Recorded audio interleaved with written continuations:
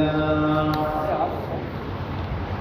الحمد لله رب العالمين والصلاة والسلام على سيد الأنبياء والمرسلين وعلى آله وصحبه أجمعين أما بعد فأعوذ بالله من الشيطان الرجيم بسم الله الرحمن الرحيم يقول الله سبحانه وتعالى يا أيها الذين آمنوا قوا أنفسكم وأهليكم نارا وقودها الناس والحجارة وقال الله سبحانه وتعالى شهر رمضان الذي أنزل فيه القرآن وقال النبي صلى الله عليه وسلم من قام رمضان إيمانا واحتسابا غفر له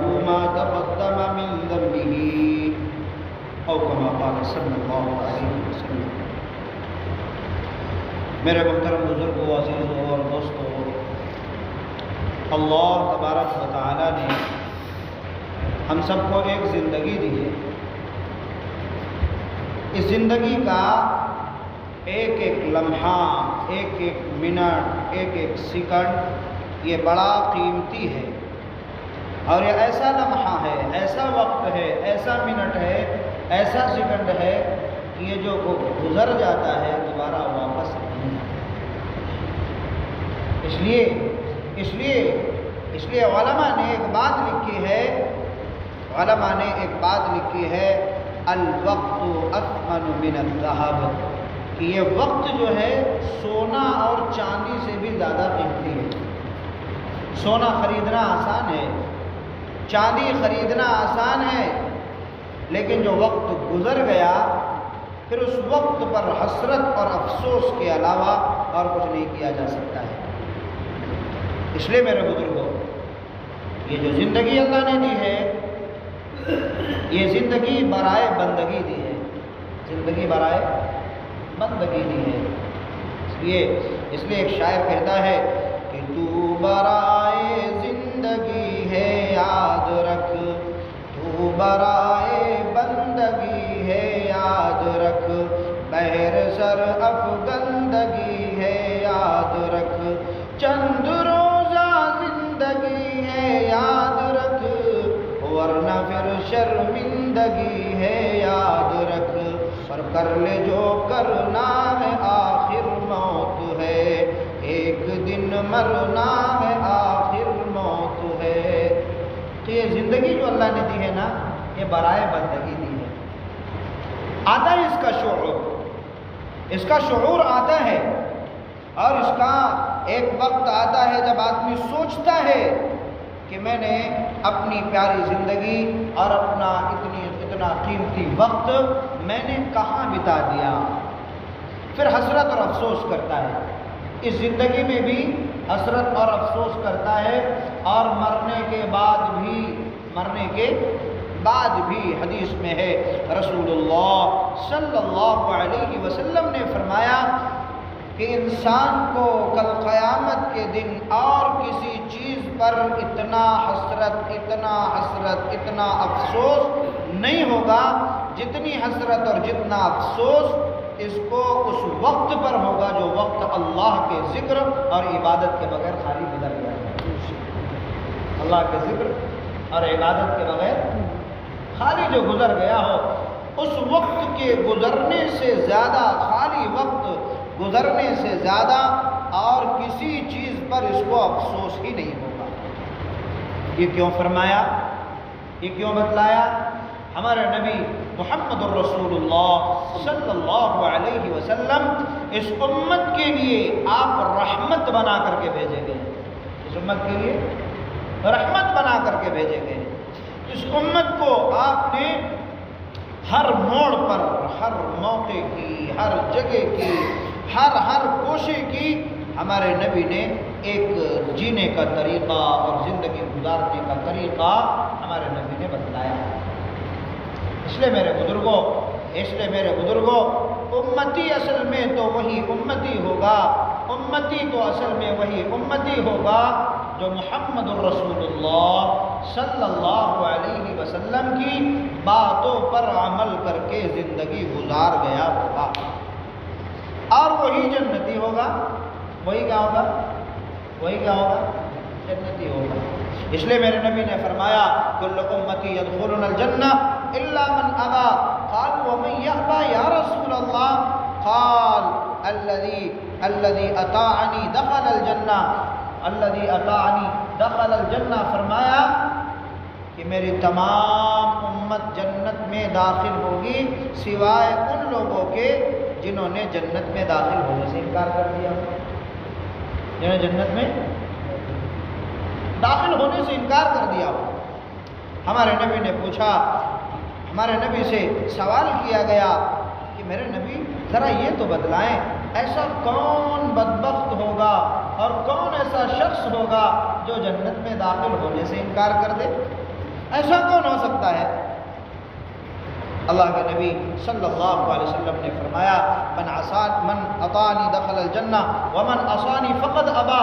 جس نے میری اطاعت کی، جس نے میری اطاعت کی، میری بات مانی، جو میری سنت پر چلا، جو میری سنت پر چلا، فرمایا وہ تو جنت میں داخل ہو گیا، وہ جنت میں داخل ہو گیا۔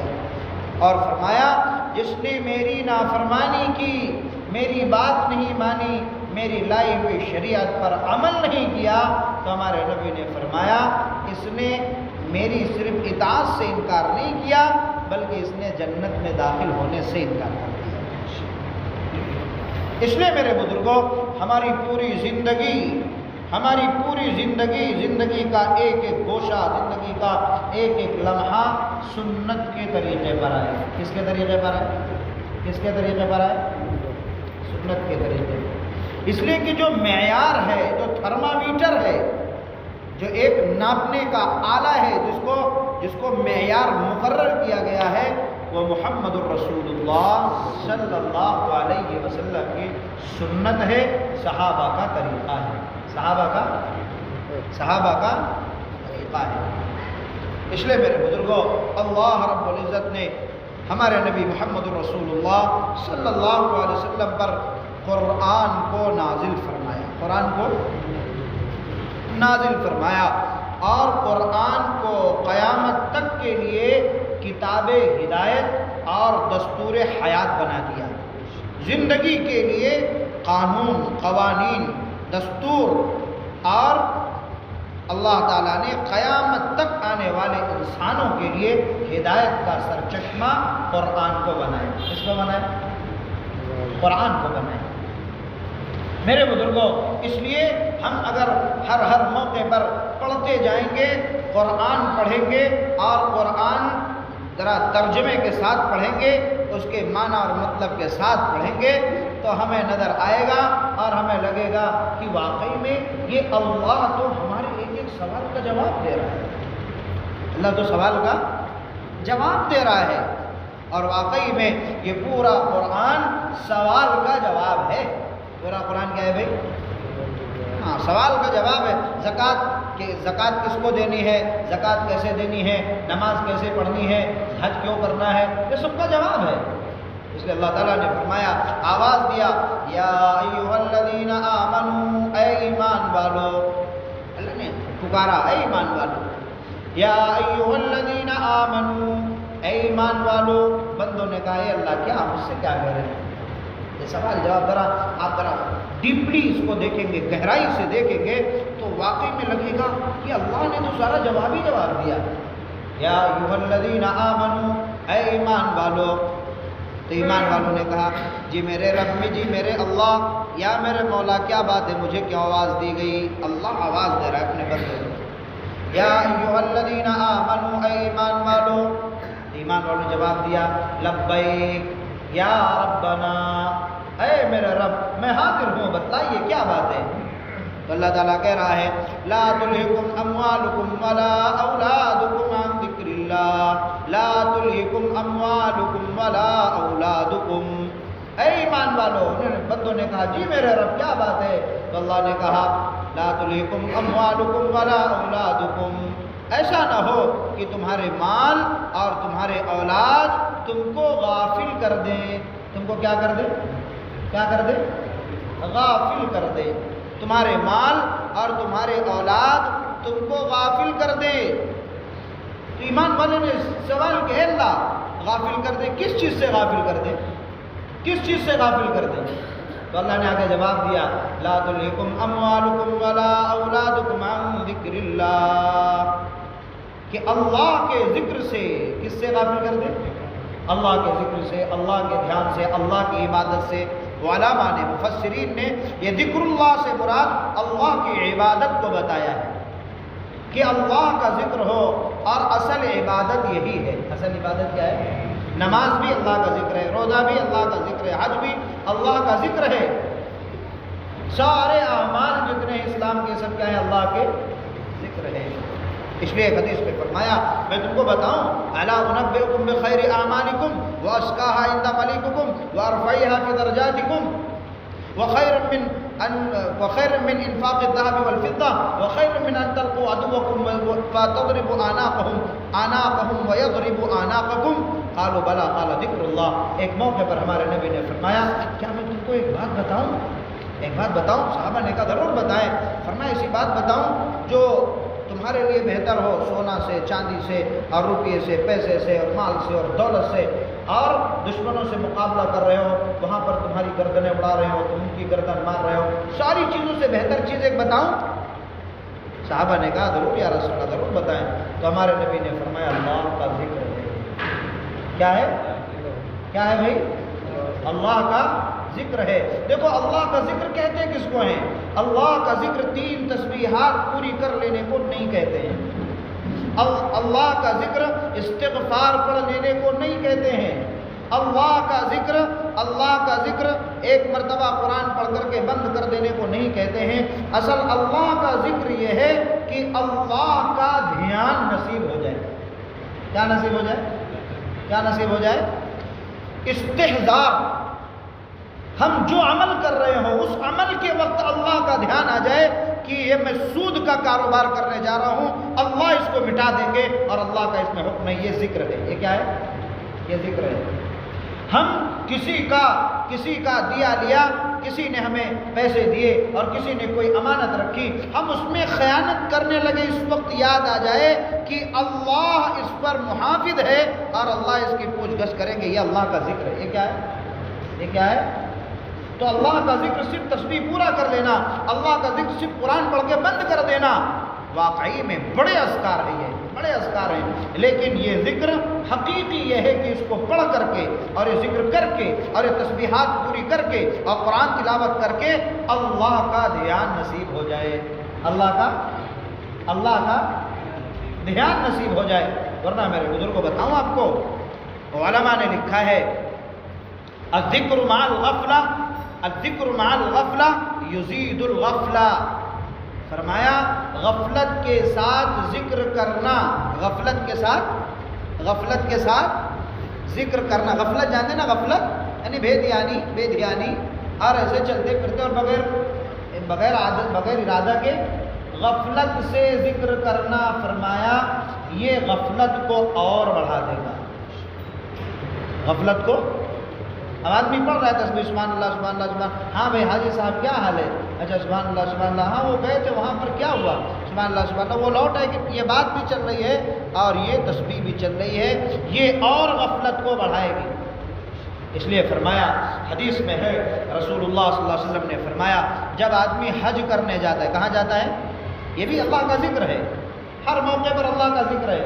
حج کرنے کے لیے جاتا ہے تو ایک تو وہ حاجی ہوتا ہے جو اپنے سارے حقوق کو ادا کر کے اور اللہ سے معافی مانگتا ہے اور اپنی کمیوں سے توبہ کرتا ہے اور زندگی آج سے گزارنے کی صحیح کوشش کرتا ہے.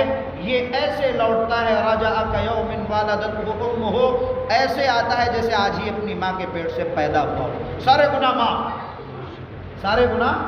معاف. لیکن فرمایا جو شخص اس کی نیت نہیں کرتا، وہ ابھی توبہ نہیں کرتا اور اپنے معاملات کو صاف نہیں کرتا اور وہاں پر پہنچنے کے باوجود بھی سچی توبہ نہیں کرتا ہے، تو یہ اور زیادہ برائی کو لے کر کے لوٹتا ہے، اور زیادہ برائی کو لے کر کے لوٹتا ہے۔ فرمایا یہ جو پتھر ہے حجر اسود ہے، اللہ نے اس کے اندر وہ طاقت رکھی برائیوں کو کھینچ لیتا ہے، اور جو شخص ایسے بددلی کے ساتھ اور بددیانتی کے ساتھ اور اسی دھوکہ دھڑی کی زندگی کے ساتھ ادھر سے لوٹتا ہے تو اس کے دل میں اور برائی بھر دیتا ہے۔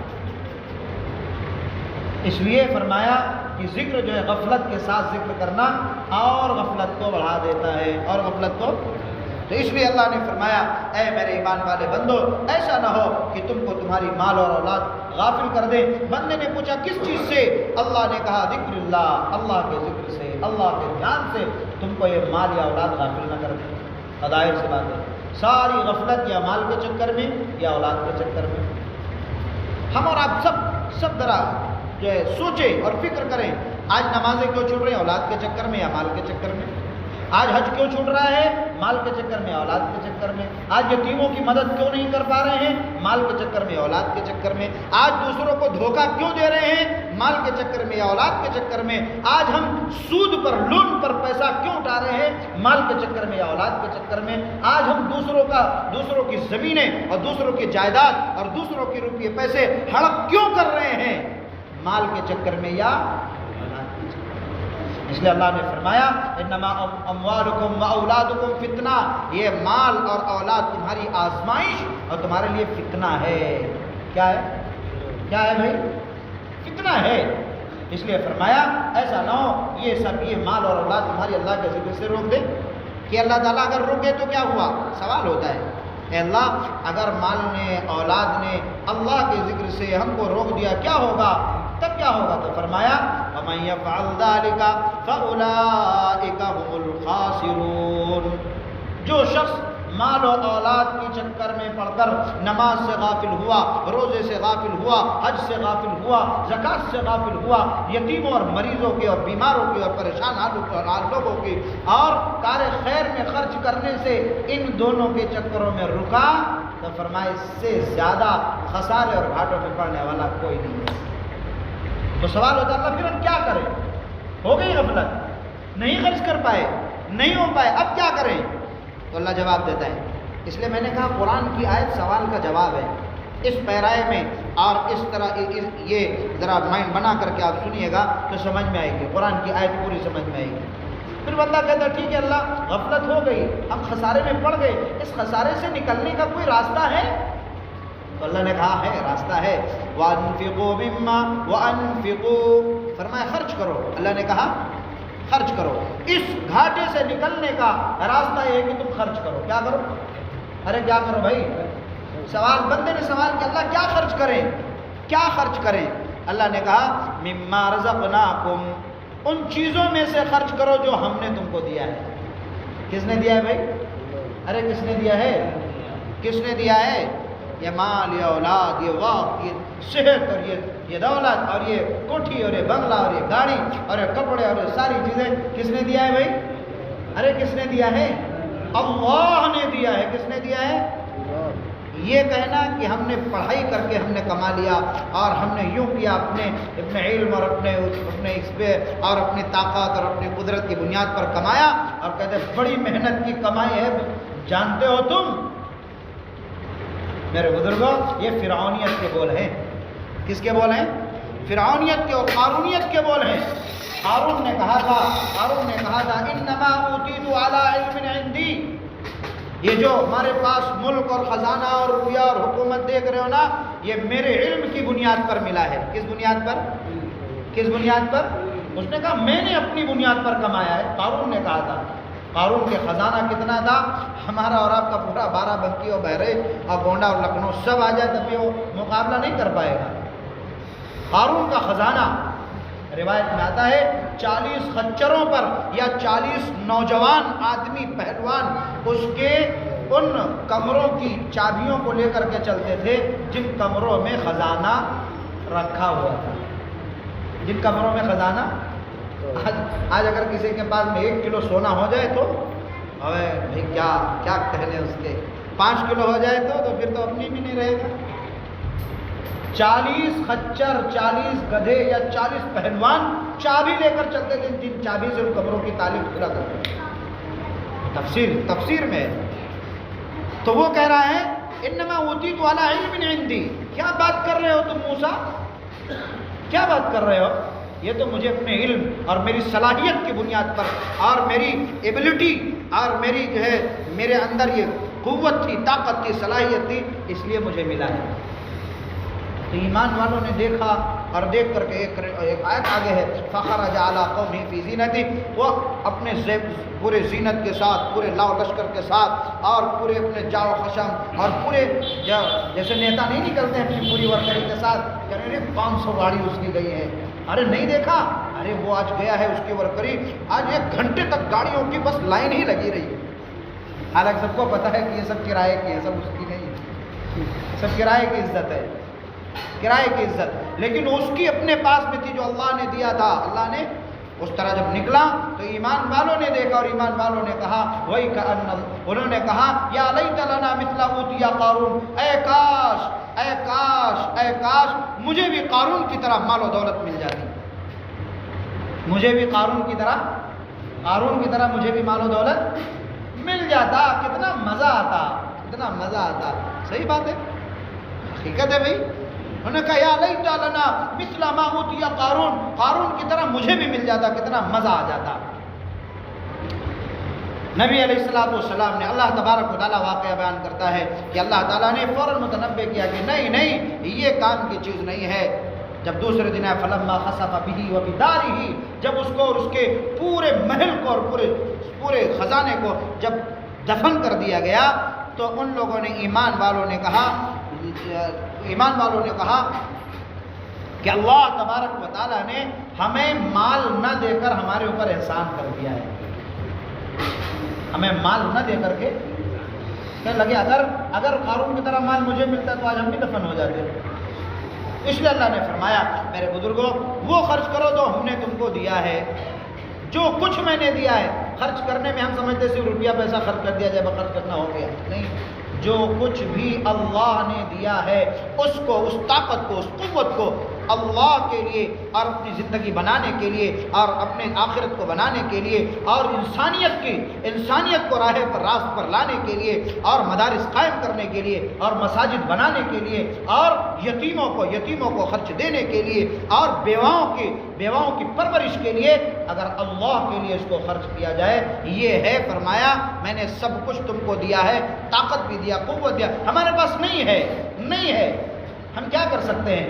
ہمارے پاس اللہ نے ہاتھ پیر دیا ہے، ذہن دیا، دماغ دیا، کچھ لوگوں سے مل کر کے ہم کروا سکتے ہیں، ہم کار خیر میں خرچ کر سکتے ہیں، آخرت کے لیے اپنے ہم نیکی کما سکتے ہیں۔ تو یہ قوت بھی، ہاتھ پیر ذہن دماغ سب کچھ اللہ نے دیا، سب کچھ اللہ نے دیا ہے۔ اس کو فرمایا جو کچھ میں نے دیا ہے وہ سب خرچ کرو، اس میں سے بات ہے، مم ہے، تھوڑا خرچ کر دو، پورا نہیں مانگتا ہوں۔ اللہ کہہ رہا دیا بھی میں نے ہے، خرچ کر دو تھوڑا سا، وہ بھی تھوڑا سا ہم سے نہیں نکلتا ہے۔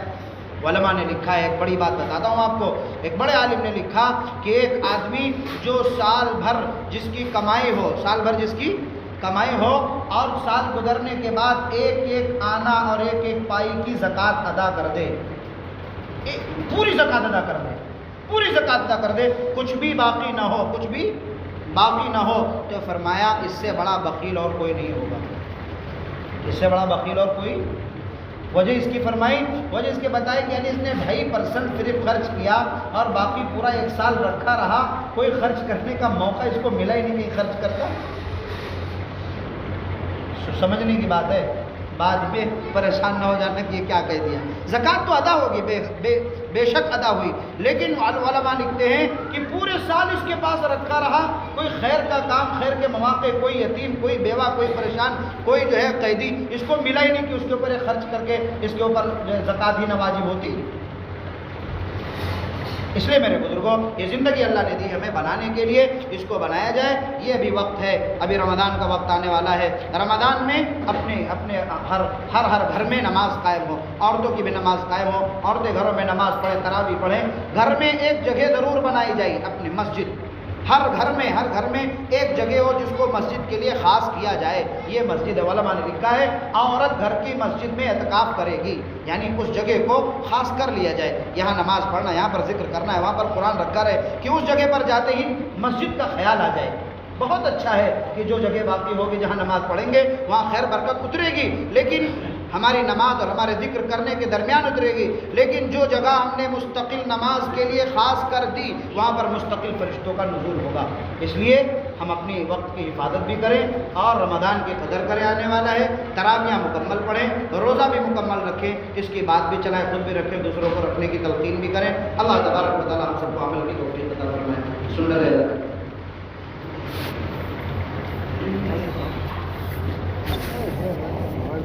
دیکھیے